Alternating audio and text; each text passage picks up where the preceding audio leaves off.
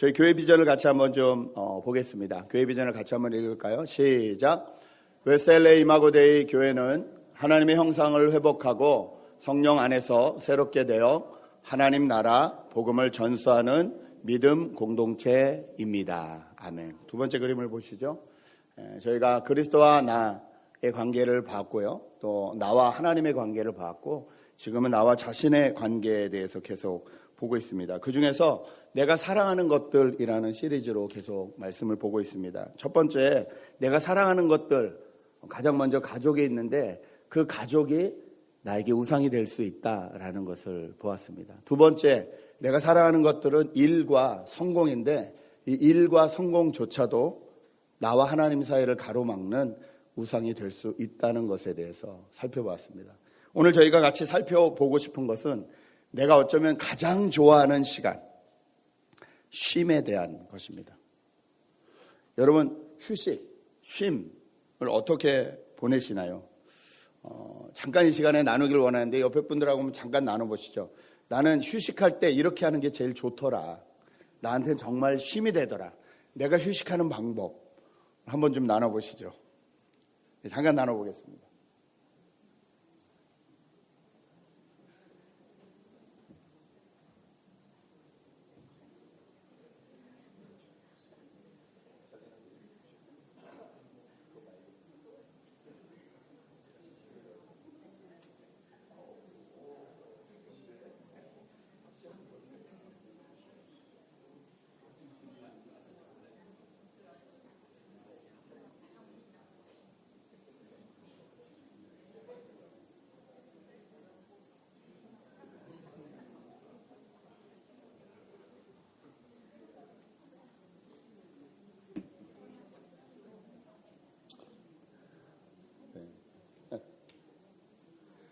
처음 오신 분들은 좀 어색하실 텐데 제가 이렇게 하는 이유는 이 설교가 그냥 저만 말하는 설교가 되지 않고 여러분하고 같이 나누는 설교가 되기 원해서입니다.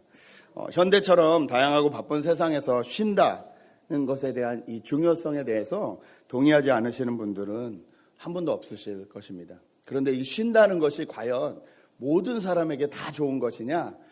그렇지만은 않습니다. 직장을 몇 달 동안 가져보지 못한 친구인 경우에는 편히 쉬라는 말이 욕처럼 들립니다. 이게 쉬라는 거냐 이게 도대체. 그리고 연세가 많이 드신 분일수록 아무 일도 할 것이 없으면 정말 무료합니다. 그분들에게는 오히려 뭔가 소일거리가 날마다 있는 것이 도리어 쉼이 되기도 합니다. 무조건 그냥 아무것도 안 하고 쉰다. 이것이 과연 저에게 쉬는 것이냐? 그렇지 않을 수 있다는 거죠. 우리가 쉬는 이유는 우리가 잘 일하기 위함입니다. 그러므로 일과 쉼은 잘 병행되어야 됩니다. 여러분, 어느 정도 일과 쉼이 잘 병행되면 이게 밸런스가 잘 맞을까요? 어떤 분들은 한 3일 일하고 3일 쉬었으면 좋겠다 생각하실지 모르겠지만 하나님도 그렇게 안 하셨습니다. 하나님도 7일 중에 하루 쉬셨고 6일 일하셨더라고요. 퍼센테이지로 따져보니까 85% 이상 일을 하시고 한 15% 정도 쉬셨더라고요. 요즘에서야 이제 뭐 5일제 근무 이런 게 있었지 옛날에 그런 거 없었거든요. 저 어렸을 때만 해도 토요일 오후까지는 일하는 게 당연했고요. 바쁘신 분들은 뭐 일주일 내내 일하셨고 농사일에 쉬는 시간이 어디 있었으며.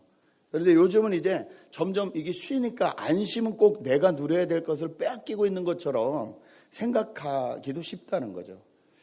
그렇게 그냥 쉬는 것이 중요하긴 하지만 무조건 쉬는 것이 다 우리에게 필요할까?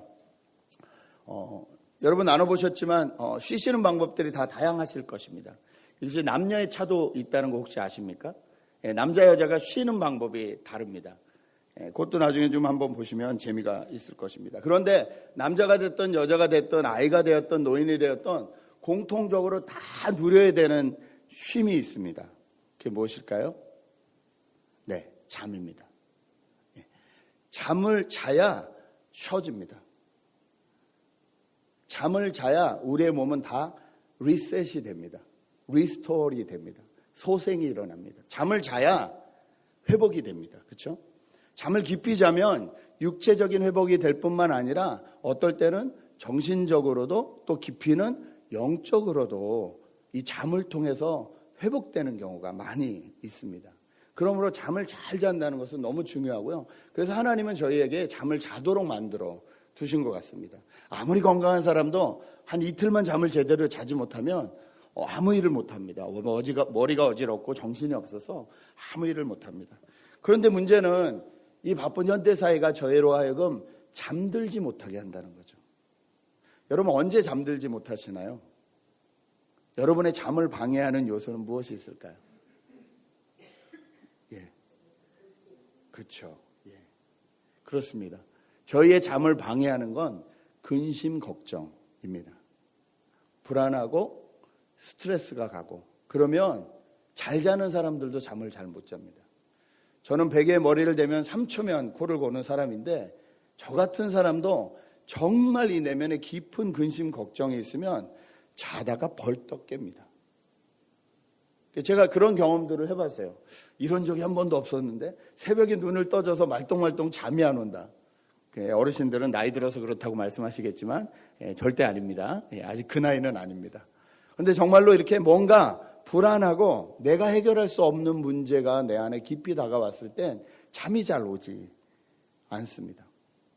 오늘 재미있는 것은 하나님은 저에게 뭐라고 말씀하시냐면요. 시편 127편을 보면 여호와께서 사랑하는 자들에게 잠을 주시는도다 이렇게 말씀하신다는 거예요. 오늘 127편 1절을 보면 이렇게 말씀하시죠. 여호와께서 집을 세우지 아니하시면 세우는 자의 수고가 헛되며 여호와께서 성을 지키지 아니하시면 파수꾼의 깨어있음이 헛되도다. 무슨 말이냐면 인생이 내 마음대로 될 것 같지만 인생이 내 마음대로 되지 않는다는 거죠. 내가 아무리 애쓰고 수고한다고 다 내 뜻대로 되느냐? 그렇지 않다는 거죠. 그 뒤에 2절 말씀이 이렇게 나옵니다. 너희가 일찍이 일어나고 늦게 누우며 수고의 떡을 먹음이 헛되도다. 그러므로 여호와께서 그의 사랑하시는 자에게는 잠을 주시는도다. 네, 일찍이 일어나고 아침부터 수고하고 애써서 일해도 나에게 헛될 수 있다는 거예요. 내가 불안하고 내가 근심하고 내가 걱정하고 있으면 나에게 하나도 쉼이 되지 않는다는 거예요. 그런데 언제 쉼이 된다고요? 여호와께서 그의 사랑하시는 자에게는 잠을 주시는도다. 무슨 말씀입니까? 내 인생의 주인이 내가 아님을 깨닫고 내가 열심히 아침부터 저녁까지 일을 하지만 이 모든 결과도 내 손에 달려있지 않음을 깨닫고 하나님 앞에 맡겨드리는 인생. 그 인생을 하나님은 사랑하시고 그들에게 잠을 잘 수 있게 해주신다는 거죠. 여러분 불안 걱정이 여러분 안에 다가올 때 누가 지금 주인인지를 살펴보셔야 됩니다. 이 불안의 근원이 뭐고 걱정의 근원이 뭐고 이것을 해결할 수 있는 사람이 누군지를 아셔야 돼요. 얼른 생각해 보시고 이게 내가 아니라면 얼른 내려놔야 됩니다. 그것을 그대로 하나님 앞에 올려드려야 됩니다. 하나님 내가 이런 걸로 불안하고 두려워하고 있는데 이것은 제 영역이 아닌 것 같습니다. 주님 이 영역을 받아주십시오라고 맡겨드릴 수 있어야 됩니다. 그것이 성경이 말하는 믿음이고 그것이 하나님을 사랑하는 방법입니다. 그럴 때 우리는 잠을 잘 수 있다. 이 잠을 통해서 우리에게 쉼을 누리게 된다는 거죠. 깊은 잠은 정말로 우리에게 큰 도움이 됩니다. 이민 생활하면서 정말 시간에 쫓겨서 잠을 못 자시는 분들에겐 짧은 시간이라도 정말로 하나님을 깊이 만나는 그리고 하나님 앞에 맡겨드리는 그 시간을 통해서 우리가 잠을 보충해야 되고 쉼을 얻어야 합니다. 그런데 이렇게 우리는 그냥 하나님을 의지하고 맡겨드리는 걸로 잠을 얻는 것만으로 그럼 온전한 쉼을 다 이루냐? 현대생활이 저희를 그렇게 두지 않는다는 거죠. 그래서 자꾸 다른 방법으로의 쉼을 생각하게 됩니다. 아까도 말씀드렸듯이 남자와 여자가 쉬는 방법이 다른데요. 왜냐하면 받는 스트레스가 달라서 그렇습니다. 어떤 외부로부터 어떤 스트레스를 받을 때 남자가 가장 이 스트레스풀하게 생각하는 건 뭐냐면요. 남자의 체면과 자존심이 건드려질 때입니다. 예를 들어서 상사한테 무슨 꾸중을 좀 들었는데 그것이 그냥 내 체면과 자존심을 건드리는 상황이 되면 남자는 그때 스트레스를 받습니다. 이 안식을 누리지 못하고 쉼을 누리지 못하게 된다는 거죠. 여자는 어떤 외부적인 상황들이 다가왔는데 그 외부적인 상황들이 다가왔을 때 느끼는 감정이 편하지 못하면 그 감정 때문에 스트레스를 받습니다. 내가 느꼈을 때 이게 이런 게 아닌 것 같다. 이런 감정이 많이 이렇게 딱 건드려지면 거기서 스트레스를 받는 거죠. 그럼 어떻게 풀어야 되냐? 여자는 내가 왜 이런 감정을 느끼고 왜 이렇게 될 수밖에 없었는지에 대해서 누군가에게 설명을 하고 그것에 대해서 동의를 얻으면서 또 내가 너무 그렇게 생각할 필요가 없구나 깨닫게 되면서 스스로 스트레스가 풀린다는 거죠. 그러니까 이 여자분들이 스트레스를 받을 때 주변의 사람들이 해줘야 되는 건 뭐냐면요, 잘 들어주는 겁니다. 근데 남자들이 이걸 못하죠. 그래서 어쩌라고? 결론이 뭔데? 아니, 결론을 따지자는 얘기가 아니라 그냥 잘 듣고 있으란 얘기인데 이게 남자들이 그걸 못해요. 왜냐면 이게 길거든요. 하루 종일 있었던 사건을 다 얘기해야 되니까 길어요. 남자들 이제 갔다 와서 피곤한데 저기 아침에 있었던부터 이 쌓였던 모든 감정이 다 풀어져야 되니까 이 길어요. 남자는 그냥 5분 만에 말하면 안 되냐, 결론부터 말해주면 안 되냐, 해결해 주려고 하고, 여자는 해결을 원하는 게 아니거든요. 자, 남자는 그러면 스트레스를 어떻게 푸냐? 자존감이 건드려졌고 체면이 건드려졌기 때문에 남자는 이게 전투 본능이 있잖아요. 이 자존감과 체면을 회복해야 돼요. 그럼 뭘 해야 되냐면 게임을 열심히 해가지고 저 적들을 다 죽이든지 아니면 스포츠를 막 해가지고 누군가를 이기든지, 그것도 안 되면 막 열심히 하는 스포츠 팀을 막 죽으라고 응원을 해서 내 자존감과 체면을 회복해야 돼요. 그 남자들이 멍하니 TV 보고 침 흘리고 스포츠 경기를 보는 이유가 거기 있어요. 그럴 때 여자들은 어떻게 해야 되냐? 아유, 잘하네. 저 팀이 잘하네. 당신이 응원하는 게 잘하네. 그 체면과 자존심을 이렇게 옆에서 세워줘야 되는데 여자가 그걸 못하거든요. 저 나이 40이 돼가지고 저 게임을 몇 시간째 하고 저러고 앉았나. 중학교 애도 아니고 막 복창이 터지거든요. 도대체 좀 이 긍정적이고 좀 이 효과적인 일을 해야지. 좀 뭐 저러고 앉았나. 남자의 이 체면과 자존심에 어떤 이 상처되는 것들이 있었고 그걸로 스트레스가 됐다면 그것을 잘 위로해주고, 당신은 그런 사람이 아니다. 회사가 당신을 잘못 알고 있는 거다. 사람들이 당신을 잘못 알고 있는 거다. 당신은 원래 이런 사람이라고 그 사람의 자존심과 체면을 살려주면 굳이 게임 안 해도 되거든요. 굳이 막 스포츠에 목숨을 안 걸어도 되거든요. 근데 이게 안 되니까 서로 쉰다고 하는 그 일을 통해서 서로 부딪히게 됩니다. 서로 쉰다고 하는 그 일을 통해서 문제가 일어나고 관계가 깨지게 됩니다. 여러분 경험해 보셨겠지만 이렇게 관계가 깨지면 절대 쉬워지지가 않습니다. 관계가 깨지면 쉬워지지 않아요. 또 우리가 쉰다고 하는 것들이 요즘 우리를 얼마나 붙잡고 있는지 잘 보셔야 돼요. 여기 계신 분들도 많이 그러실 텐데 아침에 일어날 때 가장 먼저 내 손에 드는 게 뭔가요? 핸드폰일걸요. 저녁에 주무시기 직전까지 내 손에 들고 있는 게 뭔가요? 아마도 핸드폰이실 겁니다. 말은 그렇게 하죠. 그냥 잠깐 메일 하나 확인하려고. 잠깐 누가 나한테 그 일자가 써 있잖아요. 일자가. 이 일자가 뭔지 너무 궁금하잖아요. 요거만 잠깐 하려고 하고 있는데 어느새 보면 이게 계속 들고 다니는 거죠. 사람하고 밥을 먹으면서도 이걸 들고 있고, 밥을 먹고 대화를 하면서도 여기서 뭔가 울림이 오고 알람이 오면 그걸 빨리 확인해야 되는. 대화할 때 자꾸 핸드폰을 확인하면 앞에 있는 사람은 자기가 무시당한다는 생각을 한다고 합니다. 그런데 저희는 그걸 잘 모른다는 거죠. 아이들도 가족들도 그걸 느끼는데 저희는 그걸 잘 모른다는 거죠. 이미 익숙해져서 오히려 그걸 안 하면 불안해져서 그쪽으로 가고 있는데도 이거를 놓지 못하는 경우가 많이 있습니다. 그렇죠. 전화가 좋은 점도 있고 나쁜 점도 있죠. 근데 여기서 지금 나쁜 점을 말씀드리는 거예요. 이게 우리가 쉰다고 하는 행위가 나로 하여금 쉬지 못하게 하고 좀 더 심하면 중독으로 가게 한다는 거예요. 요즘 게임하는 사람들이 많으니까 건전한 게임을 그냥 이렇게 1시간 정도 하면 어떨까요? 괜찮죠? 근데 요즘 결혼해서 살고 있는 젊은 자매들의 말을 많이 들어보니까 어떤 친구는 그 변호사고요. 돈도 잘 벌고 뭐 주 5일도 일을 안 하고 집에 있는 시간도 많고 되게 보면 남들이 부러워할 만한 직장을 가지고 계시는데 문제는 집에만 있으면 아주 잔인한 게임을 한다는 거예요. 그것도 2살, 3살 된 아들을 옆에 앉혀놓고 그걸 한다는 거예요. 그걸 말리면 난리가 난다는 거예요. 내가 너한테 돈을 안 벌어다 주냐? 내가 너랑 같이 있어주질 않냐? 내 스트레스를 풀려고 이걸 좀 하는 건데 그걸 왜 말리냐? 아니 애가 보고 있는데 분위기가 그러니까 애는 보는 걸 좋아하잖아요. 자기도 모르게 그냥 엄마 말 안 듣고 쓱 가서 앉아있는 거예요. 그걸 보는 엄마 마음은 막 너무 죽겠는 거죠.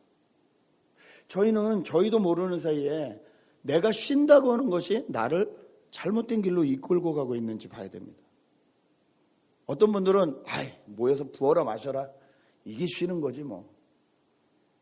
그런데 어느 날 그걸 하지 못하면 내 인생이 허무한 것 같고 내가 잘 못 사는 것 같고 나는 일만 하는 것 같고 점점 그쪽으로 간다는 거죠.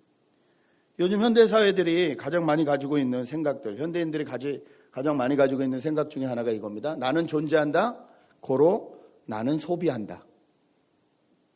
소비하는 나만이 나라는 거예요. 뭔가 물건을 살 수 없으면 내가 아닌 거예요. 그래서 굳이 살 게 없는데 난 열심히 일했으니까 주말에 아울렛을 가야 되는 거예요. 난 열심히 일했으니까 거기에 대한 보상으로 뭔가를 사야 되는 거예요. 왜냐하면 나는 존재한다, 고로 나는 소비한다니까. 이게 현대인들이 가지고 있는 생각들이며 이거는 물질주의가 우리에게 암암리에 계속 광고를 통해서 우리 안에 집어넣어준 잘못된 생각인데 이미 중독되어서 이미 물들어 있어서 이것이 잘 안 되는 거예요. 소비욕이라는 게 있죠. 굳이 안 사도 되는데 가야지 마음이 편한 거예요. 거기 가야 내가 인생이 좀 괜찮은 것 같아요. 어린아이들이 디즈니랜드 가면 좋아하듯이 아울렛을 가야 뭔지 이게 편안하고 내 삶이 쉬는 것 같고 이렇게 생각하고 있다면 잘 살펴봐야 된다는 거예요. 내가 쉰다는 것으로 과연 무엇을 추구하고 있는지 무엇을 바라보고 있는지 살펴봐야 된다는 것입니다. 여러분 우리가 물건을 갖게 되면 우리의 인생이 변하게 될까요? 시비기를 타고 난폭운전을 하던 분들이 벤틀리 타면 난폭운전을 안 할까요? 더 합니다. 야 비켜. 야 나 벤틀리야 다 비켜. 부딪히면 네 손해야. 저희가 SNS를 통해서 많이 보잖아요. 뭐 BMW 타고 있는 어떤 여자가 나오자마자 뭐 부딪히더니 뭐 난리를 쳤다. 뭐 많이 나오잖아요. 네. 이번에 뉴스에 나왔더라고요. 중국 분들이 한국 그 면세점에 가서 서로 물건을 먼저 차지하겠다고 여자분들끼리 격투를 하는 정말로 격투. 막 펀치 제대로 날리고 막 격투를 하는. 중국 사람들이 창피하다고 저희 국가망신이라고 쟤네 중국 못 들어오게 하라고 막 난리가 났더라고요. 남의 이야기일까요?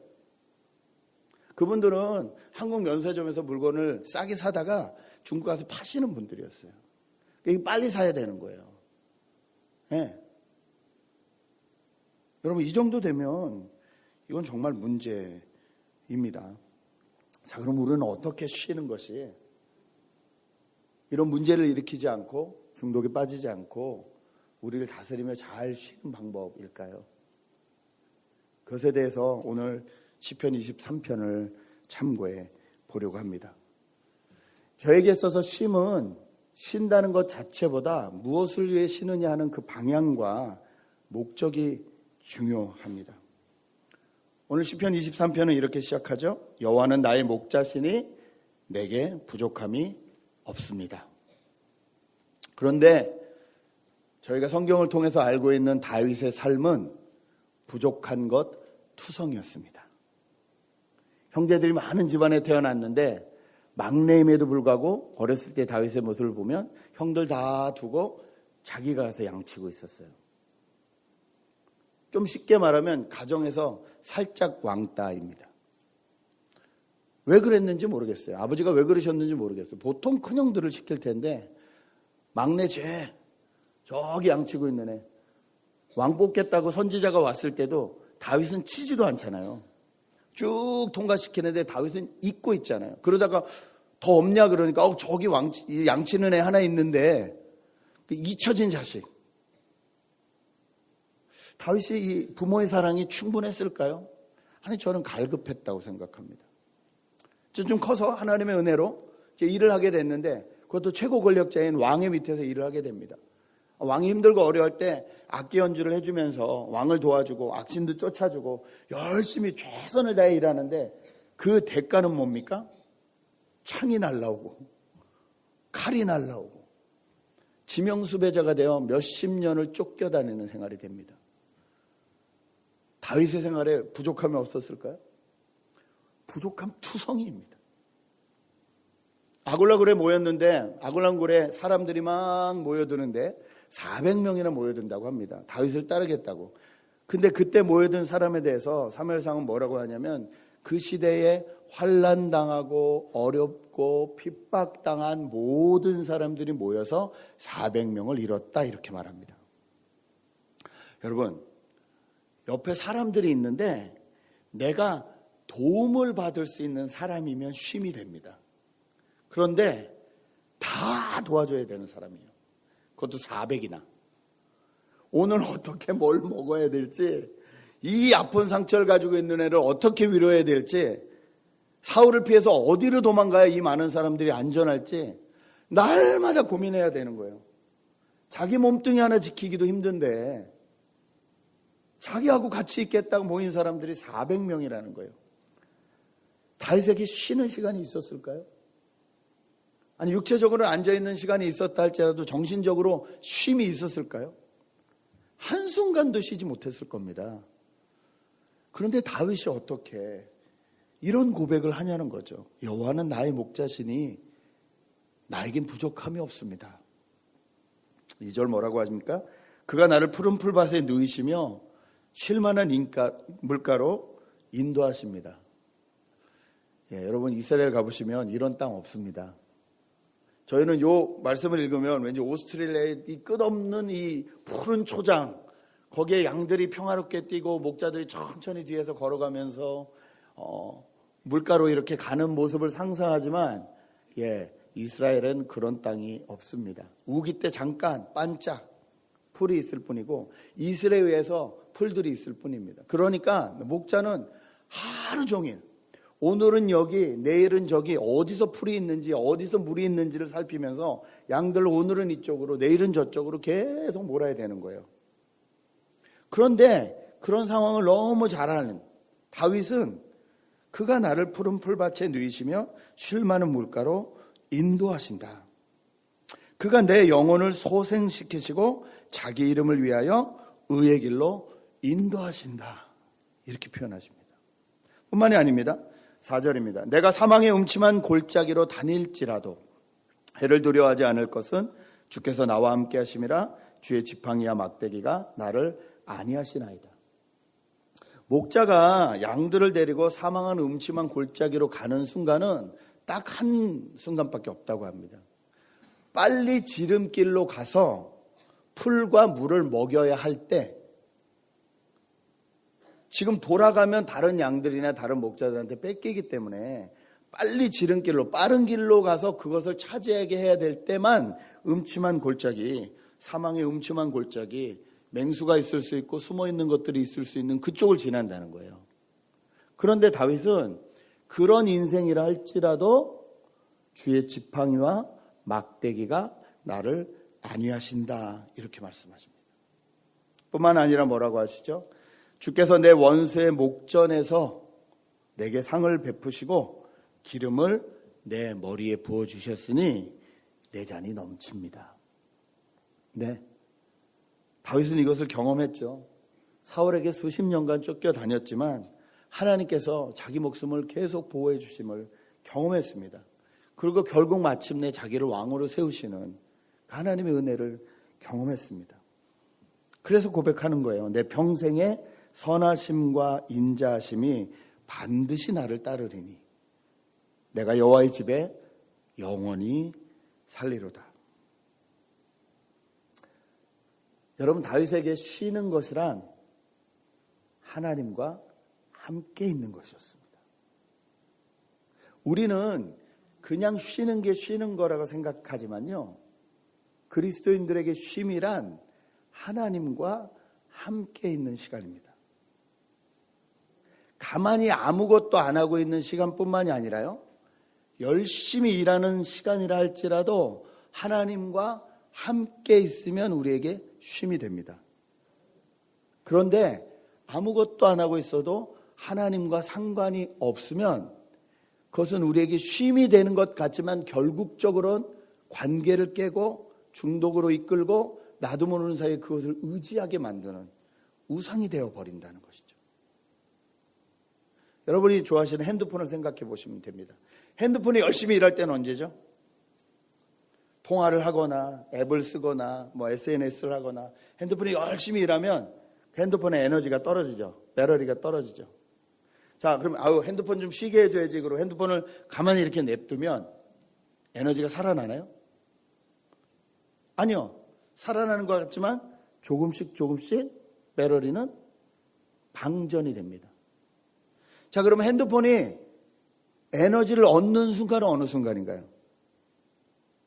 여러분이 차징을 할 때입니다.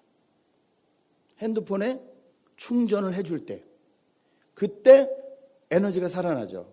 심지어 그때는요, 차지를 해놓고 활동을 해도, 일을 해도 에너지가 찹니다. 정상적인 배터리라면, 정상적인 핸드폰이라면 없어지는 시간보다 채워지는 시간이 더 많아요. 이게 안식이라는 거예요. 하나님과 연결이 되어 있으면 일을 해도 쉬어도 에너지가 찰 수 있다는 거예요. 그런데 내 인생의 모든 것을 하든지 하나님과 연결이 되어 있지 않으면 쉰다고 해도 에너지가 떨어진다는 거예요. 아니면 잘못된 방향으로 나가게 된다는 거예요. 여러분, 저희가 구하는 쉼은 주님이 말씀하시는 안식이라는 거예요. 안식은 내 모든 것 가운데 하나님이 중심이 되는 삶입니다. 그러면 쇼핑도 하지 말고 게임도 하지 말고 스포츠도 보지 말고 아무것도 하지 말라는 소린가요? 아니죠. 쇼핑을 하나님과 함께 하시라는 소리예요. 그러면 저기 쇼핑 윈도우에 있는 모든 물건들을 내가 갖지 못한다 그래서 내가 자존감이 낮아질 일이 없다는 거예요. 이쁜 것을 보고 이쁘다고 말할 수 있는 거예요. 저거 참 이쁘네. 그 옆에 따라가 있는 남자들 괜히 저거 사달라는 소린가? 스트레스 안 받아도 된다는 거예요. 그냥 이쁘다고 말했을 뿐이에요. 하나님과 동행하게 되면 물질을 뭔가 얻어야지만 내가 자존감이 살아나고 내가 살아난다, 그게 쉼이라는 생각을 안 하게 된다는 거예요. 정말 이 쇼핑의 주인이 되어서, 주체가 되어서 하나님과 의논하면서 나에게 필요한 것들을 살 수 있고 나에게 필요 없는 것들은 50%가 아니라 90% 세일을 해도 놀 수 있는 거예요. 이게 안식이라는 거예요. 남자들도 마찬가지예요. 게임을 하고 스포츠를 하고 막 애를 쓰고 해도 이기려고 하잖아요. 좀 이겨보면 기분이 좋고, 근데 그 스트레스 풀려고 갔다가 지면 더 기분이 나빠가지고 그냥 집에 들어가서 말도 안 하고 쉼이 안 되거든요. 근데 하나님과 함께 하면 저도 괜찮은 거예요. 하나님이 나를 그렇게 보지 않으시니까. 게임을 해도 이걸 내가 막 정말로 큰일이 난 것처럼 거기에 매어 달리지 않는 거예요. 내 체면과 내 자존감은 하나님이 지켜주시고 계시니까. 여러분, 어떻게 쉬시냐고 제가 여쭤봤습니다. 여러분이 쉬시는 그 방법은 하나님의 안식과 연결이 되어 있으신지요? 아니면 하나님 없이 나 혼자 이렇게 쉬어야지만 나는 쉬는 거라고 생각하고 계시는지요?